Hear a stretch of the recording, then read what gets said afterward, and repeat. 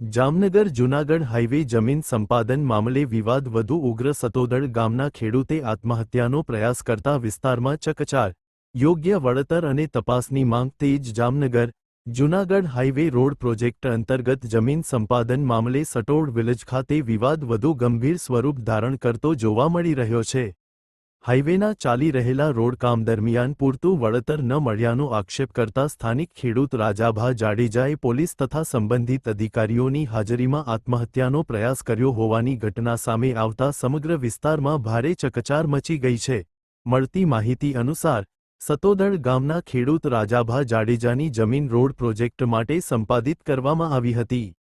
જો કે ખેડૂતનો આક્ષેપ છે કે જમીનના વાસ્તવિક બજાર મૂલ્યની સરખામણીએ તેમને અત્યંત ઓછું વળતર આપવામાં આવ્યું છે। ખેડૂતે જણાવ્યું હતું કે અનેક વખત સ્થાનિક કચેરીઓ અધિકારીઓ તથા સંબંધિત વિભાગ સમક્ષ રજૂઆતો કરવા છતાં તેમની સમસ્યાનો યોગ્ય ઉકેલ આવ્યો નથી।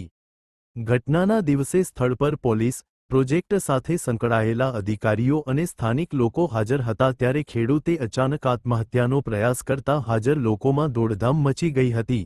આસપાસના લોકોએ તાત્કાલિક દખલ કરી ખેડૂતને બચાવવાનો પ્રયાસ કર્યો હતો। ઘટનાને લઈને ગામમાં ભારે તણાવપૂર્ણ સ્થિતિ સર્જાઈ હોવાનું પણ જાણવા મળી રહ્યું છે। ખેડૂત રાજાભા જાડેજાએ મીડિયા સમક્ષ આક્ષેપ કર્યો હતો કે જમીન સંપાદન પ્રક્રિયામાં પારદર્શિતાનો અભાવ રહ્યો છે। તેમના જણાવ્યા અનુસાર પ્રોજેક્ટ માટે જમીન લેતી વખતે ખેડૂતોની યોગ્ય રીતે સાંભળવામાં આવી નથી અને વળતરની પ્રક્રિયામાં પણ અનેક ગેરરીતિઓ થઈ હોવાની શંકા છે। તેમણે સરકાર સમક્ષ સમગ્ર મામલે નિષ્પક્ષ તપાસ તેમજ યોગ્ય ન્યાયની માંગ ઉઠાવી છે। આ ઉપરાંત રોડ પ્રોજેક્ટ દરમિયાન સરકારી જમીનમાં કોન્ટ્રાક્ટર દ્વારા ગેરકાયદેસર ખનન કરવામાં આવ્યું હોવાનો પણ ગંભીર આક્ષેપ કરવામાં આવ્યો છે। સ્થાનિક લોકોના જણાવ્યા મુજબ રોડ નિર્માણ કામગીરી દરમિયાન નિયમોનો ભંગ કરીને માટી અને ખનિજ સામગ્રીનું ખોદકામ કરવામાં આવ્યું હોવાની ચર્ચાઓ ચાલી રહી છે।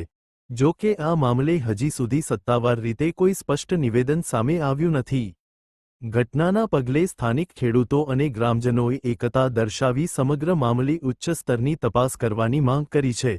લોકોનું કહેવું છે કે જો સમયસર સમસ્યાનો ઉકેલ નહીં આવે તો આગામી સમયમાં આંદોલન વધુ ઉગ્ર બની શકે છે। સ્થાનિકોમાં એવી પણ માંગ ઉઠી રહી છે કે રોડ પ્રોજેક્ટ સંબંધિત તમામ દસ્તાવેજો જાહેર કરી જમીન સંપાદન પ્રક્રિયામાં કેટલી રકમ નક્કી કરવામાં આવી અને કેટલું વળતર ચૂકવાયું તેની સંપૂર્ણ માહિતી જાહેર કરવી જોઈએ।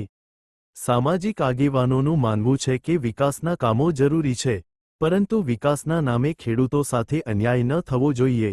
ખેડૂતોની જમીન જીવન જીવિકાનો મુખ્ય આધાર હોવાને કારણે યોગ્ય વળતર અને ન્યાયસંગત પ્રક્રિયા અનિવાર્ય હોવાનું તેઓએ જણાવ્યું હતું। હાલ સમગ્ર ઘટનાને લઈને સ્થાનિક તંત્ર, જમીન સંપાદન વિભાગ તથા રોડ પ્રોજેક્ટ સાથે સંકળાયેલા અધિકારીઓની કામગીરી પર લોકોની નજર ટકેલી છે। ઘટનાના પગલે આગળ શું કાર્યવાહી થાય છે અને ખેડૂતને ન્યાય મળે છે કે નહીં તે હવે ચર્ચાનો મુખ્ય વિષય બન્યો છે।